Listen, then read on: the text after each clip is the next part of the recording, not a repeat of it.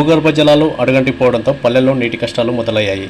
సంగారెడ్డి జిల్లా అందోల్ మండలం తాళర్మ గ్రామంలో నీటి ఎద్దడి మొదలైంది. బిందెడి నీటి కోసం ట్యాంకర్ల వద్దకు పరుగులు తీయాల్సిన పరిస్థితి ఏర్పడిందని గ్రామస్తులు వాపోతున్నారు. తెలంగాణ ప్రభుత్వం ప్రతిష్టాత్మకంగా చేపట్టిన మిషన్ భగీరథ తాగినీటి సరఫరా అంతంత మాత్రంగా ఉండడంతో నీటి ఎద్దడి ఏర్పడిందని గ్రామస్తులు ఆరోపిస్తున్నారు. తాగునీటి సమస్యను ఎలాగైనా తీర్చాలంటూ అధికారులను, ప్రజాప్రతినిధులను గ్రామస్తులు కోరుతున్నారు.